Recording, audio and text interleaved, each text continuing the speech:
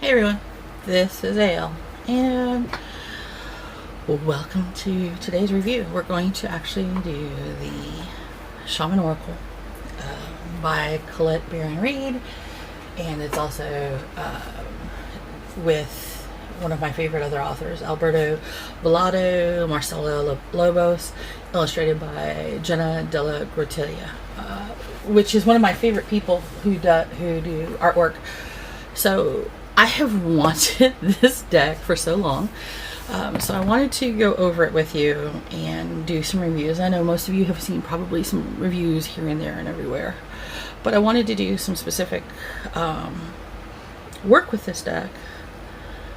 Literally, I just got it today, and I was excited because, oh gosh, I think my friends who know me well know that I've been probably lusting for this deck probably a good months, year, 2 years. So for a while I finally got it. It was my annual gift to myself. Got a couple of things actually. Actually, I got a lot of decks that we have to go through, which you've probably seen in the pick a card, but you haven't seen reviewed yet. And that's one of the things we're going to go over. I have a couple of new decks that we'll go over in a little while. So first things first, it's a clamshell. See, before there was time, before there was language, there were sacred symbols, which is one of the things that it says here. And I love the fact that it's a clamshell box. This is one of my favorite storage boxes types. Big reason why, besides the regular little decks, if they have a good book like this one does, a decent sized book, it's nice when you have a place to actually hold the book that you don't have to worry about it. The other thing that is important, which I thought was actually really cool and amazed me, is the deck is in a box on top of the box that everything is in. So you have a nice little regular box, the thumb box that the deck comes in. Also with a ribbon. And no, I have not taken the deck out of order. And as you'll see here, you see the twigs, which is one of the symbols you'll see throughout all of the deck. And in here it says the cards. Just want to make sure you guys can see that clearly. So I really wanted to go over this a little bit, and the reason why is we're getting ready for a new year, and with getting ready with a new year, one of the things that I always worry about, and I'm going to move some of my stones over, I think it's on the Amazonite, which is perfect actually for this reading, and my Prinite with Epidote, and then we're moving some of the other ones around the Rhodonite. Perfect, that's a little bit more balanced for what I want to do today.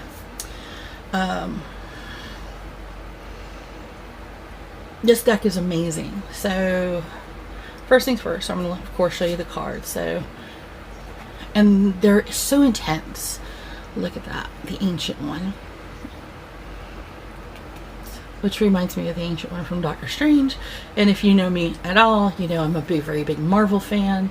So I just found out Doctor Strange 2 is going to be filmed in spring of 2020. I'm so excited.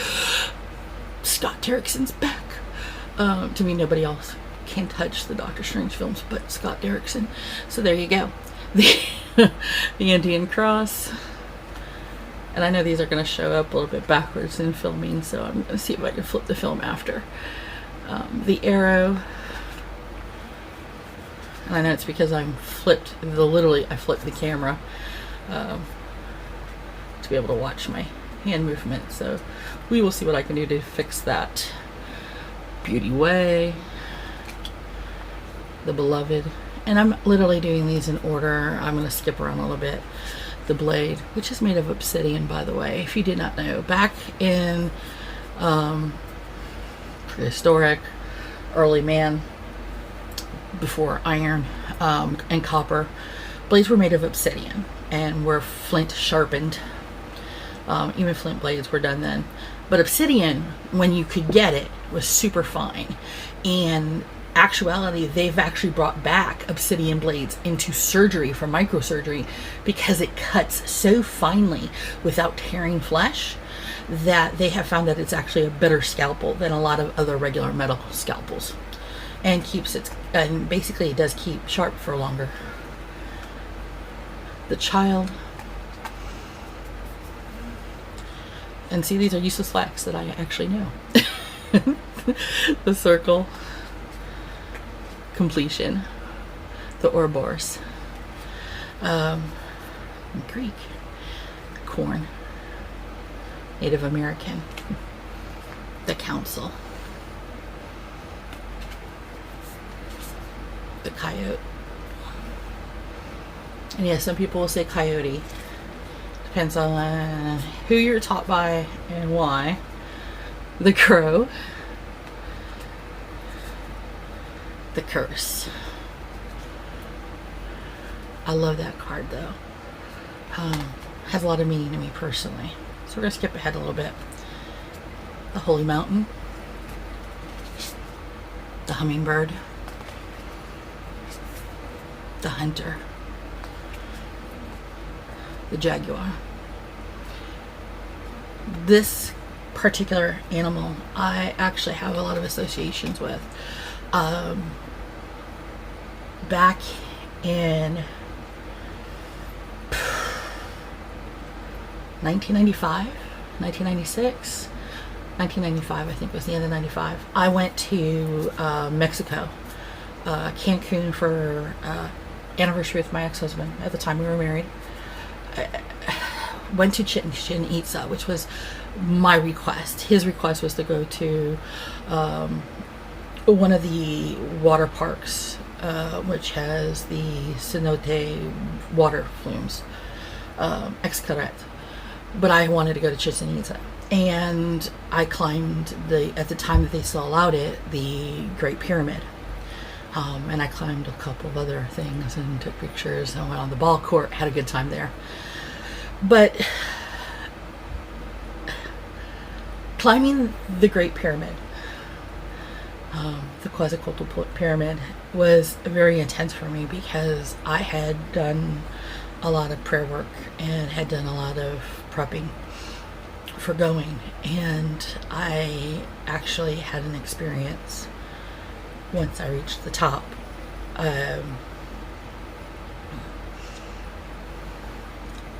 I don't go into it often, but I will tell you that I did see someone who really wasn't there in a way, representative of the jaguar. And it actually cemented a lot of things in my life at that moment that I thought I had put away, and it started me back on my journey, which is kind of funny that the next card is the journey. And it started me back on the journey back to who I truly was, and that made all the difference in the world to me. I went to the Sacred Cenote at Chichen Itza. Met a friend of mine who at the time was doing research there, so I got to see a little bit of like behind the scenes, quote unquote, and it was actually really a monumental moment for me in my life. It's one of the reasons why there's a book that I write under my old name that I write under that deals specifically with that specific location. And I brought some of that to life because of that. The Gods of the Dead, Ixoboba, the Underground, all of that stuff, because it was so important to me. That's why this deck is so important to me. I'm a trained druid. I'm a trained witch. I'm a shaman.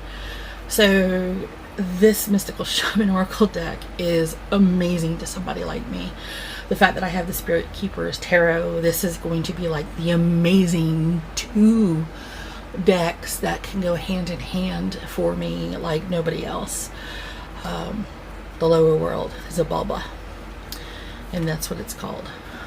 And the Mayan. Luminous water. Magic. And I have to explain to you that I did already pre-draw 3 cards earlier for a friend of mine. I just, like, on a whim, I was talking about this deck. I had opened it up. I drew 3 cards on a whim, just things I just, just, hey, what do you want me to know? Magic came out, the Serpent, and oh gosh, I can't remember the other one, which dealt with, I think it was number 24, something like that. And it was interesting because basically it told me that I'm on another journey to be aware of magic, of increasing my path, the Kundalini spirit. And I was like, okay then, obviously this is what I'm doing. The medicine wheel, the middle world, which Isidro, the moon, which this card is beyond beautiful. I would take this in a big giant print and put this on my walls, and that would be the end all be all. And I don't care about my family. The mystical shaman himself, which I love. I love that look. This is the serpent one. Of course, look at that. I just pop it and it pops right up. All right, so obviously the serpent is big in my life right now, and I am not too fond of snakes unless they're over 3 feet long. There is a story behind it. That when I was little, I got bit by a garter snake, and I am not fond of snakes at all. So I hate spiders worse. Spiders are evil, which is funny because I am a fan of Anasazi. Right, so there you go. The sorcerer. My favorite sorcerer, Doctor Strange. Heartbeat. Soul retrieval. I am actually trained in soul retrieval. Which is why when I saw that card originally, I gotta say, about 1.5 years ago, somebody had done a video on it, on this deck, and I saw it, I was like, So what I wanted to do is, I wanted to do a special reading. It's mid-December. It's 2 days away from my sister's birthday, my middle sister. I'm the oldest, and then there's 2 of us, 2 after. My sister, who was born 2 days from now, was actually supposed to be born on Samhain. Go figure. But she, bless her heart and soul, decided she wanted to wait. She didn't want to be born on that date, which I was like, really? I would have loved to have been born on Samhain. Instead, I got born on Labor Day.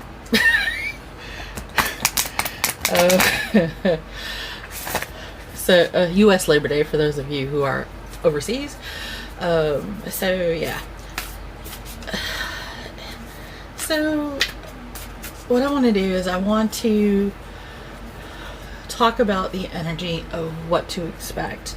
We're at the end of a physical calendar year. So I want to know, what can we expect for Yule, for Christmas, for those who celebrate Christmas? Orthodox Christmas is January 6th. So what can we expect for this time frame? So the week before Christmas, all the way through, let's say January 15th, because it's about a month. And the reason why I want to do it that way, honestly, truthfully, is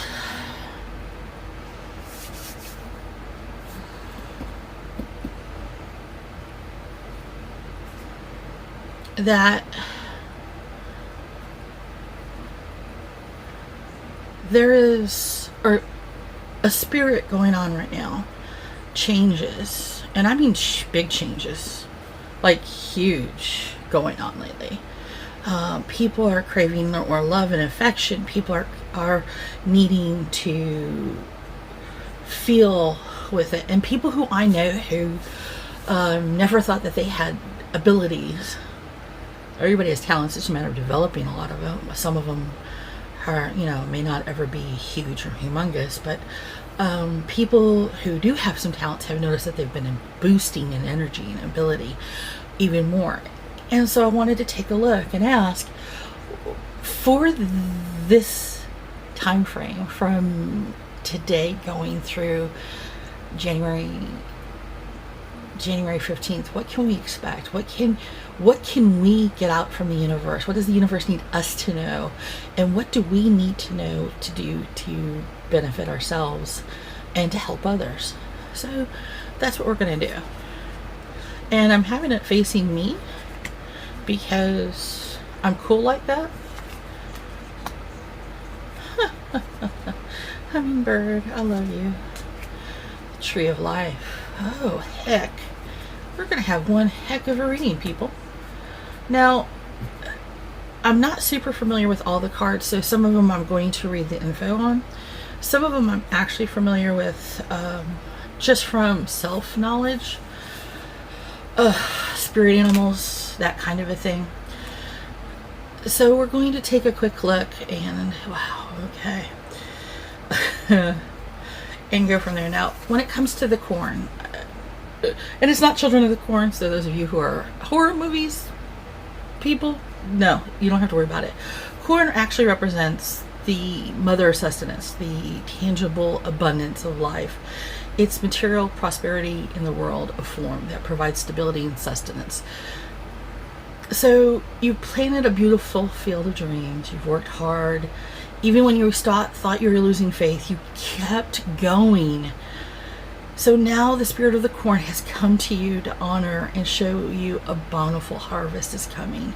It's time to reap the rewards of hard work and trust, whether those rewards are financial or prosperity measured in quality rather than quantity. You are blessed when the symbol appears, so don't forget to share your good fortune. That's what's so great about this. This card is Mother Corn. This is the symbol of prosperity. This is the symbol of what we can see of ourselves. The card that we need to know is proof positive of what we are looking at. So that's what the corn is. Now, the hummingbird, which is actually one of my favorite birds in the universe, is also about the fact that it's a great journeyer. It is one of the few birds that can travel between North and Central America. It feeds on nectar. The bird's wings beat thousands of times a minute, but it's so gentle, so fierce, so beautiful.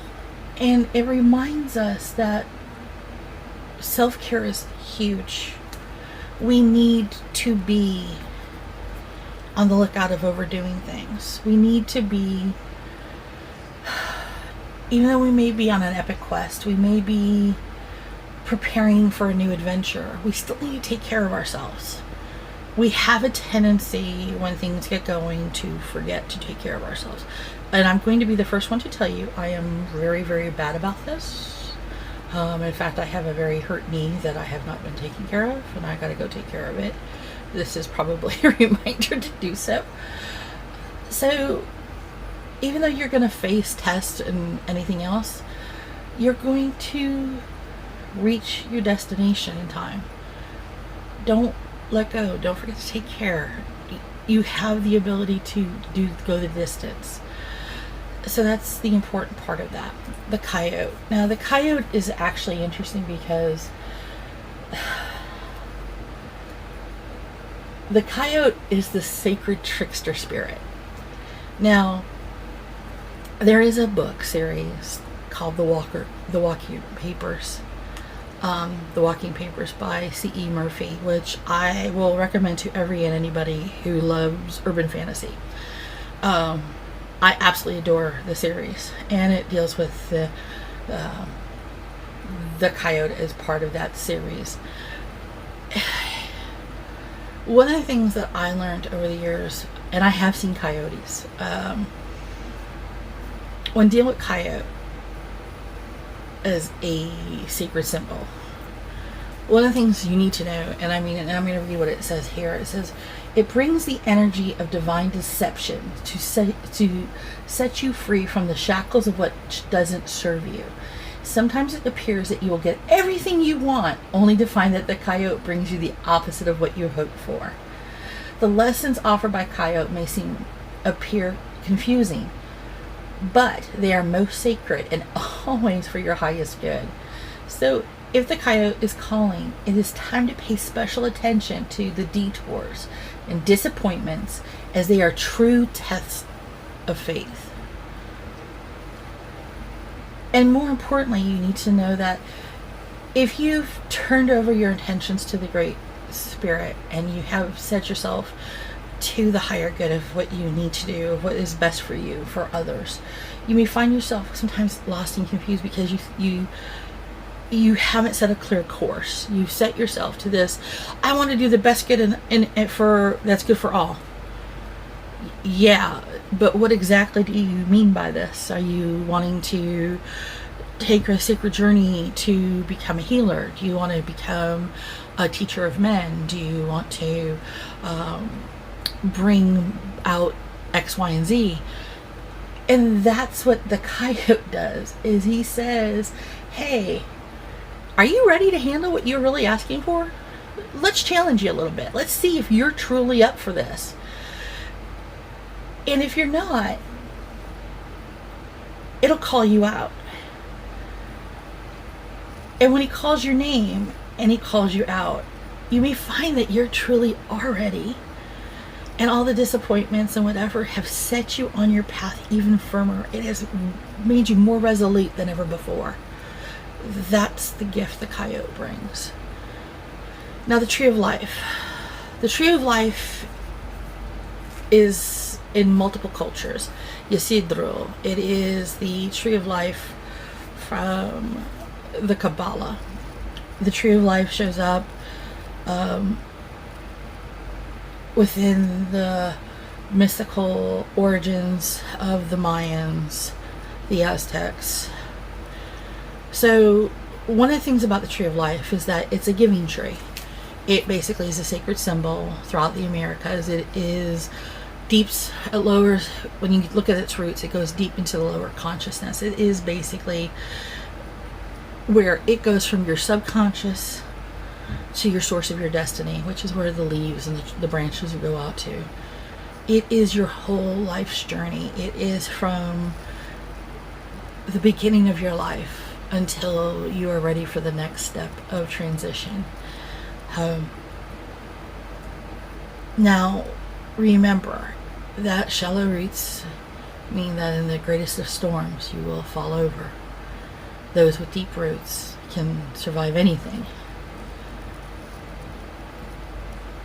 So you need to make sure that you have health and balance in your life. You need to make sure that you reflect upon your thoughts, your feelings, your actions, how you dance with yourself. Because if you are too much in your thinking head in the world of daydreaming, if you are worried too much, if you're not doing enough between the reality of today and what you truly want, what you dream of, what you are so disappointed in life, then you are shallowing your roots. You are actually causing yourself easier to fall over and to cause yourself more difficulties. So be true to yourself.